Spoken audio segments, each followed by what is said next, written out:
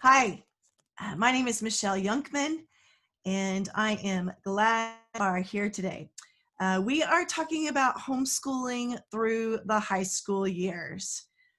Maybe some of you are like me and are like, can't even believe that I am here. I know 15 years ago when I started homeschooling, I had told my mom before that I would never homeschool. And she was like, never say never. And so when we first started, we actually lived in Dallas, and kindergarten isn't a requirement there. So I knew that it was the best year to try homeschooling. So we loved it, and we've been homeschooling our three kids ever since. So my youngest son, Grayson, he is going to be a sophomore this year, and my daughter is going to be a senior.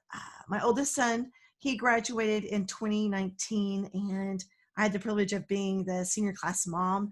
I really I really learned so much through that process, but believe me, I don't claim to know everything. But hopefully, you're going to walk away from our time together a little bit more encouraged in your role as a homeschooling parent. And so, for the past 5 years, I've sat where you are sitting right now and listened to great homeschooling moms like Holly Oliver and Martha Schmidt. And they were so wise, and their counsel really helped guide me through the homeschooling process. So, it's my turn to give back. So, my goal for our time together is to go over the guidelines so that the high school years will not be overwhelming to you. That is my goal.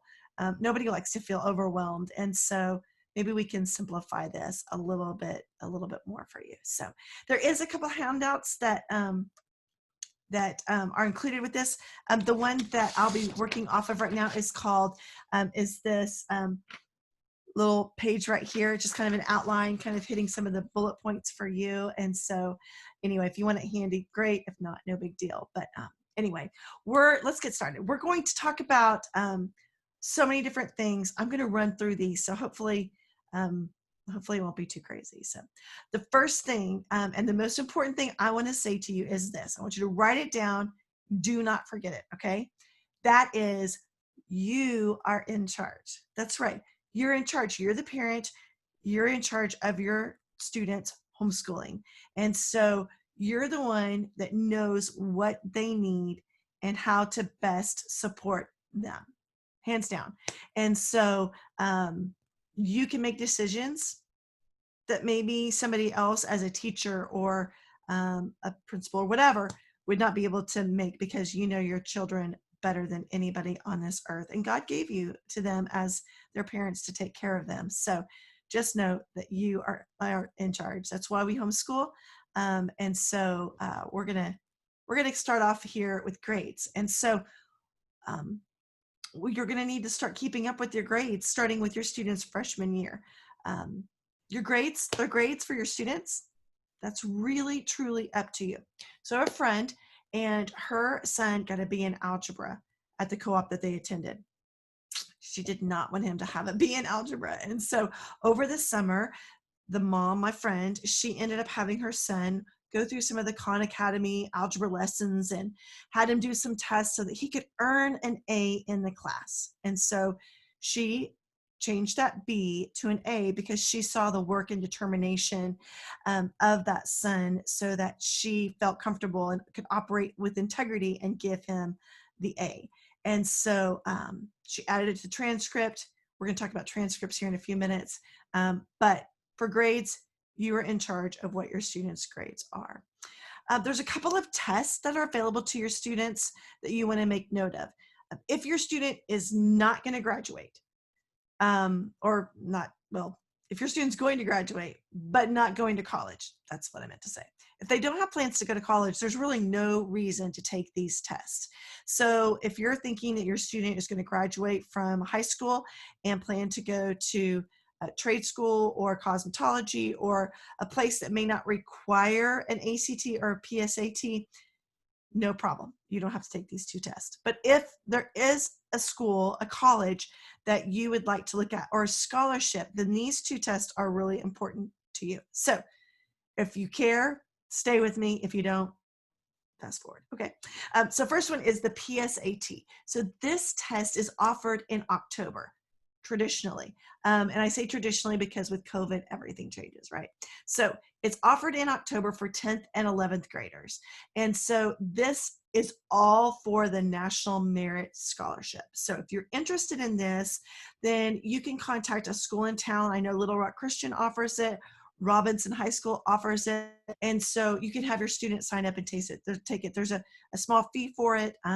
If you want, your student can take it both years. And so that's the detail about the PSAT. If you don't think that your student's going to qualify for a National Merit Scholarship, there's no need to take this. So save yourself some headaches, some money, and some maybe some I said headache, but headache with your children because they may not be excited to take a PSAT test. The ACT is the other test. So make note, this is an important test for college, for scholarships, all of that. Your student can take this test up to 12 times. Yes, 12 times. And so, which is great, right? Because of COVID, the ACT dates are a little different if you've had previous high schoolers. On the sheet, the handout, it actually gives some dates on there. There's like 3 dates in September, 3 dates in October, because they're really trying to practice social distancing. And so they actually opened registration on August 3rd. So you can go there, register for the upcoming classes or upcoming test for your student.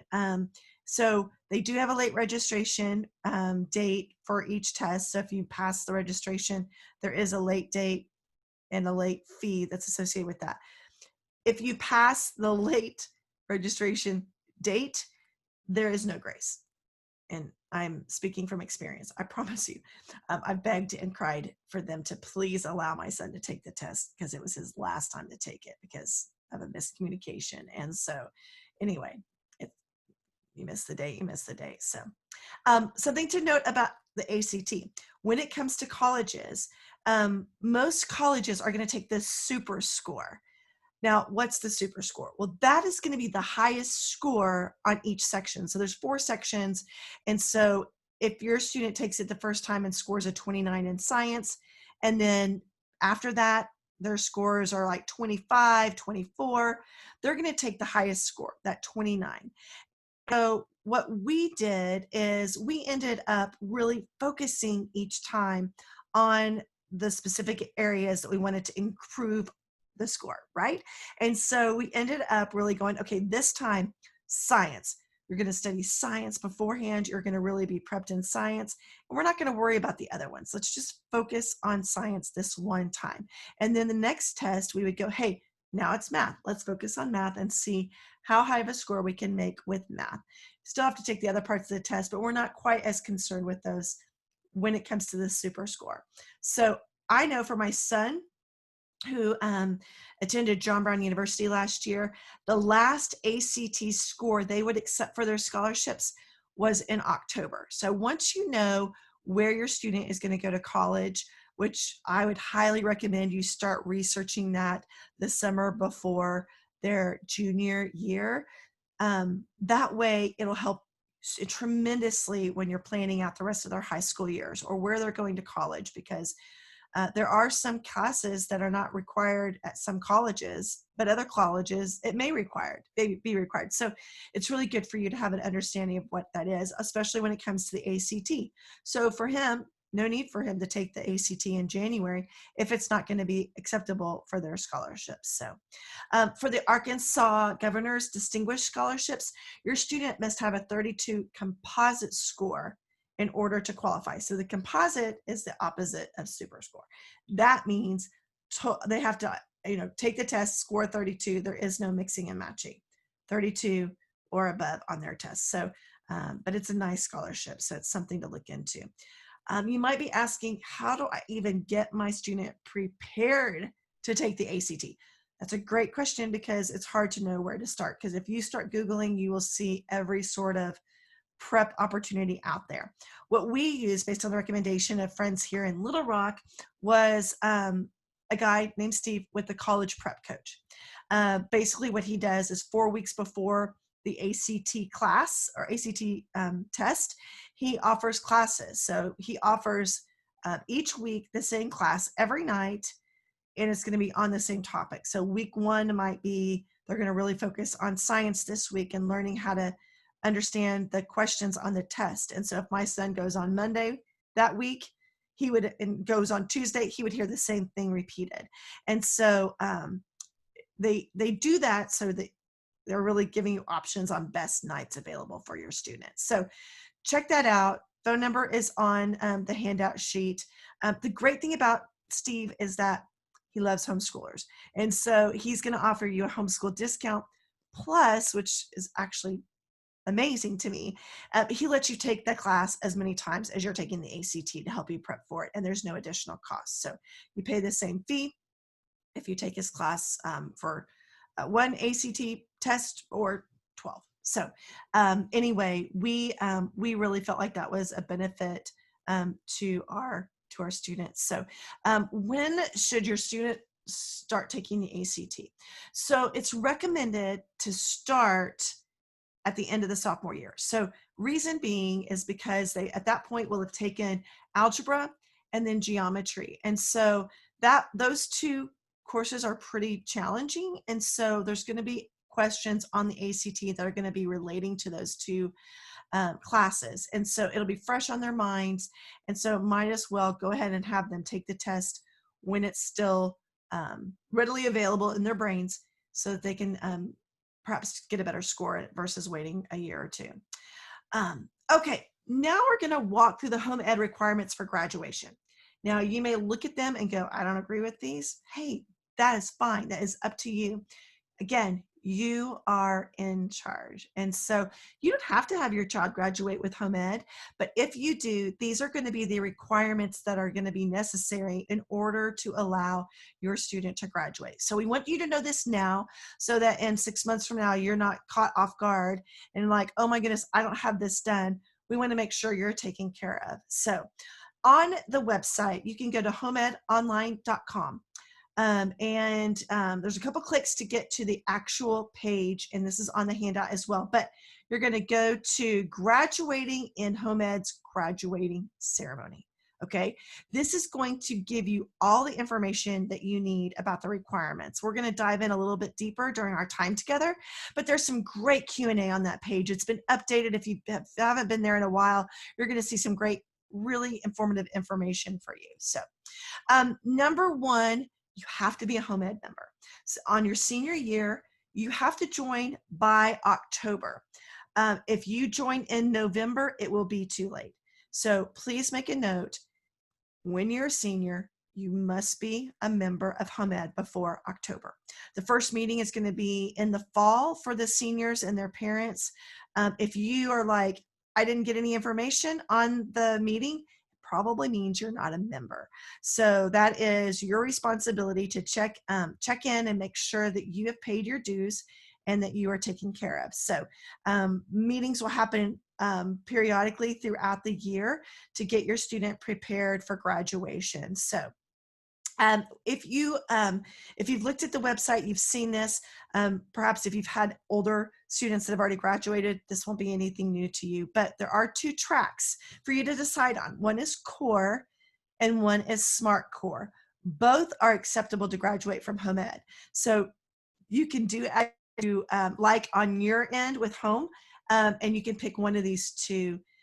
These are based on the Arkansas education requirements. So let's talk about SMART Core. So SMART Core is something for you to do with your student if they are looking to go to college or to be ready for a career. So in the SMART Core, your student must complete 4 units of math. So one of those math has to be Algebra 2. So Algebra 2 and then 3 other math classes. We're going to kind of dive in a little bit deeper into what those look like from what I did and give you some suggestions. So the other thing is that your third science course has to either be chemistry or physics. So those are the 2 things that are different between SMART Core and Core.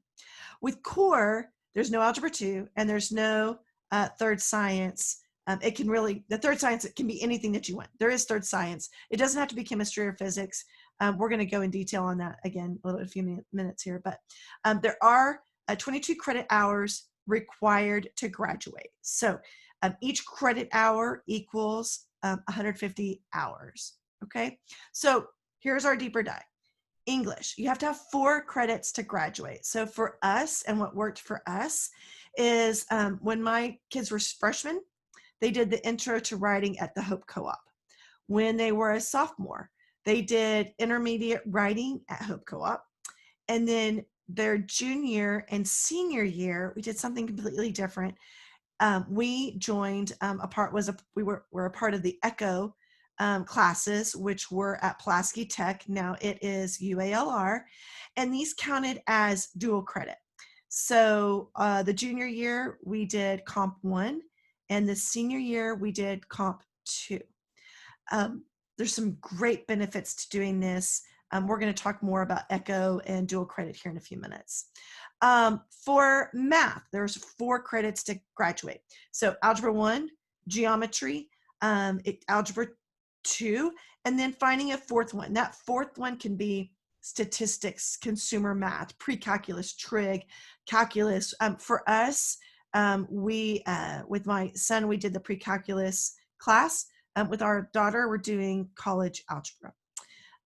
Okay, science, you need 3 credits to graduate. So physical science is one that you can take. You need to have one that has a lab. So we did biology. One thing that we learned with my oldest that now my next 2 kids are going to learn is that with biology, they could easily take it at one of the co-ops, at Seek, different opportunities. But what we did is we actually went and had them take it at the UALR as a part of the ECHO. So for us, that counted as a biology credit for high school and a college credit for college.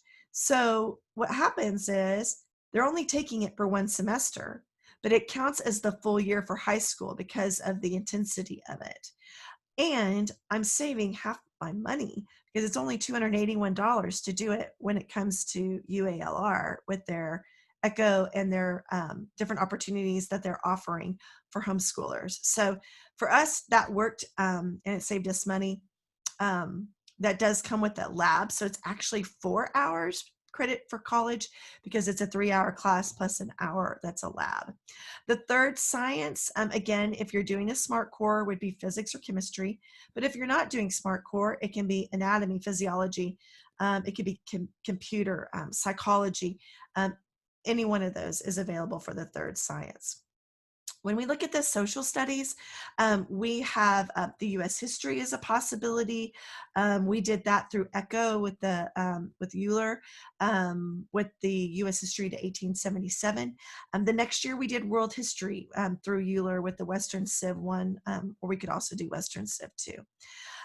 With civics government, we only needed 1 semester. So my students took a current events class, which fulfilled this requirement. They did it for a full year at Hope. And then another part of social studies would be economics. You only need 1 semester. So my kids took that at the Hope Co-op as well. So that's the great thing about the ECHO is that they can take those 2 classes the fall and spring semester of their junior year or whatever that looks like, and it be able to count for a full year of credit for high school for them. We're going to move on down to fine arts. You only need 1 semester of fine arts. So you might be thinking, what does that look like? And so the great thing about being a homeschooling family is that you can look at some things that you may be currently already doing that can count for fine arts. So my son took piano, so that counted for his credit. My son that's going to be a sophomore took guitar lessons, so that will be his credit. And then my daughter took an amazing art class at Hope Co-op, and so that would be her art fulfillment for that credit. Physical education. Again, you only need 1 semester of physical education, and so you can look at if your student plays for the Flames, that could count as a credit. Or my son was not a big sports person, and so he ended up running every morning during the summer. So he just kept track of his hours and made sure that he met that 150-hour mark, and that then ended up counting for his physical education. Health and safety, half a credit, which is 1 semester. ECHO offered a nutrition class, and so that's what he ended up taking. Something like that counts as a credit for high school graduation. But what's great is, like, for him, that shows up as an elective, since that wasn't necessarily a requirement for his major at John Brown University, where he went to school last year. So speech. You need a semester of speech, but if your students in speech and debate club, then you can count that towards your requirements. Speech can be found at all the co-ops, it looks like, and then it can also be done through Euler's opportunity for homeschoolers. The last thing would be electives. So there's 6 credits needed for electives. So that can also be called like career focus. Some options might be like, if your student took 4 sciences, you could count one of those as an elective. If they did a foreign language, if they did robotics, if you taught a Bible class at home, or maybe like psychology, that's what we counted. My son took it with Echo, and so it counted as an elective. Driver's ed, like you could count that as well. So there's a lot of opportunities for those 6 credits. The last thing I want to talk about for the requirements on this part is you do have to have one of these 22 credit hours as an online class. So if you do something with the Echo team, then you are covered. But if not, you need to consider taking a class that is online. Back in 2018, I believe it was, Arkansas State introduced 3 new requirements: CPR certification, a finance class, and then a civics exam. And while they have adopted that as part of their requirement, Home Ed has not adopted this at this point in time. And so just know it may be something that is considered in the future, but Home Ed will make sure that everyone is well aware of those requirements so that it's not a last minute thing. We want to make sure that our families are very well prepared for any changes that happen. But as of right now, those are not required. Now, you may decide, hey, I want my student to still do those. That's great. You can actually find information on the FAQ part of that how to graduate page that lists all this information as far as credits go.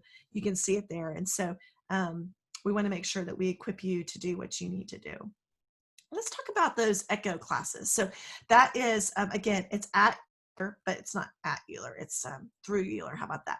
And that's where you take them all online. So it's very overwhelming in the beginning because your student is learning for the first time how to get on the blackboard, which all colleges use some form or fashion of a blackboard online. And so it really helps prepare them for what's to come with college. So in order to be able to take these a class through Echo, you have to do the AccuPlacer to qualify. They offer it through Euler. It's easy to do. There's a small fee. Sometimes they offer it for free, but that test is available to students. So high school students can take any class at Euler for a discounted rate of $281. So that's a great opportunity. They're all online. Most people start taking these classes like their junior year. No need to overwhelm your student, but as you map out their year, that's going to really help them be able to cram one year into a semester and allow them to get further along. So just remember that one semester for college is going to be a full year for high school credit. So this is called either dual enrollment or concurrent classes. So I think that's really a great opportunity because your student can get ahead a little bit. At least that's what you feel. Maybe I'm crazy, but you can take it through. That's the best place in Little Rock to do it with Echo. Now, Echo offers like 7 or 8 different classes each semester. Some of those classes, like my daughter signed up to do college algebra, there weren't enough students that registered for that to enable the class to actually happen. So now we're going to have to go to the Euler website, find a college algebra class. So she'll still be able to take college algebra from Euler.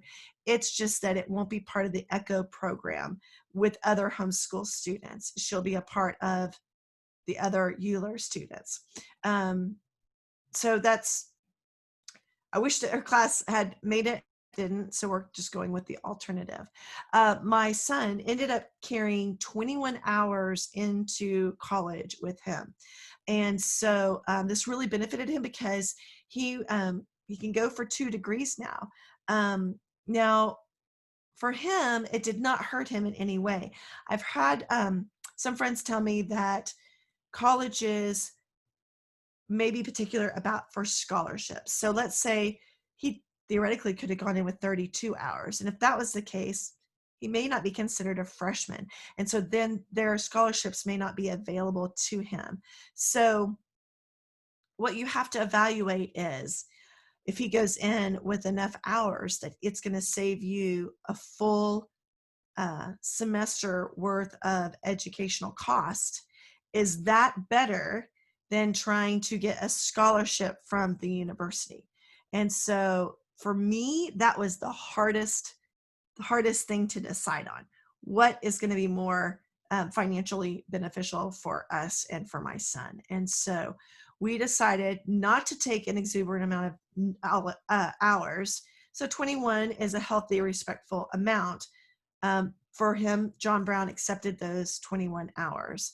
But it's something that you want to research. So for us, he took my daughter taking college algebra, for example. She can take that and then she won't have to worry about taking that in college later.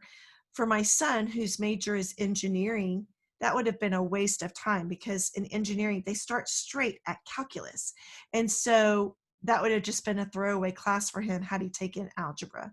So definitely research to see what majors require at the college that you're looking to go to for your student. I have heard from others that once you come in, your grade won't go with your class. And so it'll just show up as a credit hour, not necessarily keeping the grade. So for my son, he had received A's on those 21 hours. It didn't really matter in the long run because it just showed up as credit hours.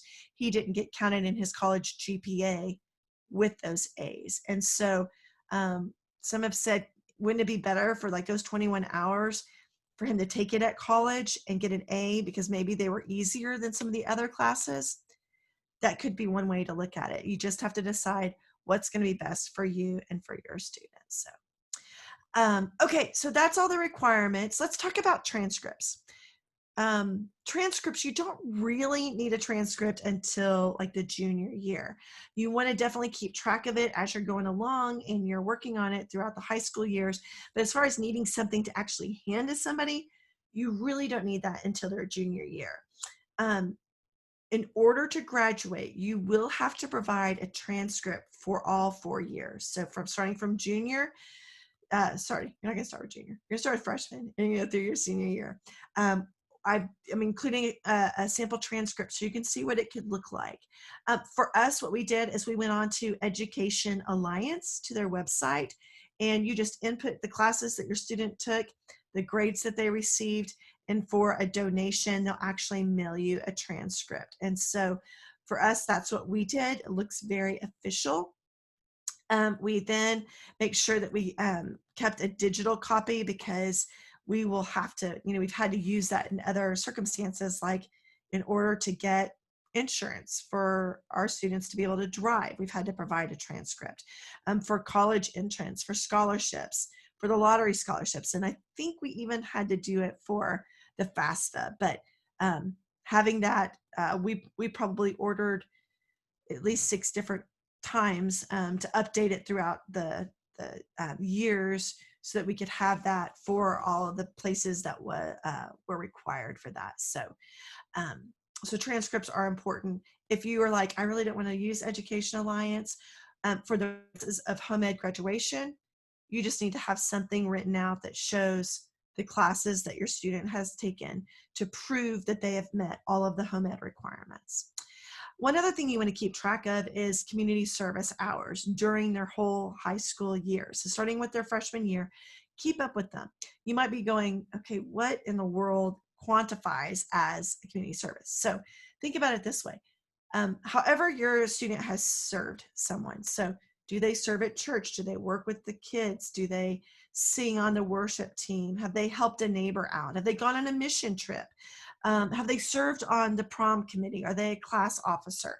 Um, any way that they have dedicated their time, that's going to count. So your senior mom is going to ask you for community service hours, and that is going to go into the pot, if you will, of community service hours for the whole senior class.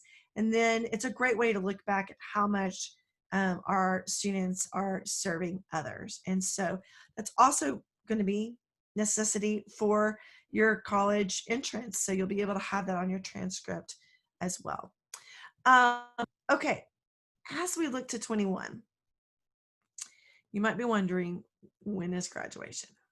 That's a good question. So with COVID, things right now are very fluid with the date. We're looking at either May 20th or 22nd. It's hard for us to get a commitment, but we are working on that so that at the kickoff meeting for seniors and later on this fall, we'll be able to provide you all those details, because we want to make sure that you have plenty of time to plan ahead for graduation. Again, those for the seniors, those meetings are critical. And so your senior mom will make sure you have all the details and really walk you through the whole graduation process, so that hopefully it runs as smoothly as possible. So when graduation happens, there are some students that might want the class ranking. The only reason why home ed will give a class ranking is if it's a necessity for a scholarship. And in that situation, your student must have a 32 on the ACT in order to qualify to be ranked by home ed. So if your student has a 32 and they require a class ranking in order to fill out the scholarship application, then the leadership should be able to take care of that for you. Not sure if you know this, but August 15th is the date for the homeschool intent to homeschool form that's due by them. So if you have not done that yet online, it's easy. Just Google Arkansas homeschool intent to homeschool, and you can just fill it out. And the only reason I've ever needed an actual copy of that, for those of you that might be wondering why would we have to do that, was for ECHO. So when we registered for ECHO, that was a requirement for us to turn in for all the paperwork that's a part of that. So I think that's it. I probably have overloaded you, but hopefully this gives you maybe a little bit more clarity on what things are going to look like for your student throughout the high school years. Hopefully you've been able to hear a little bit of how you can plan and take advantage of opportunities.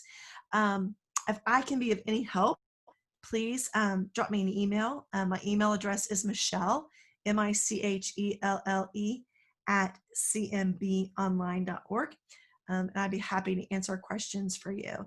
So I wish you the best of luck through your homeschooling journey with high schoolers, and hopefully it'll be an incredible memory for you and your family. Take care.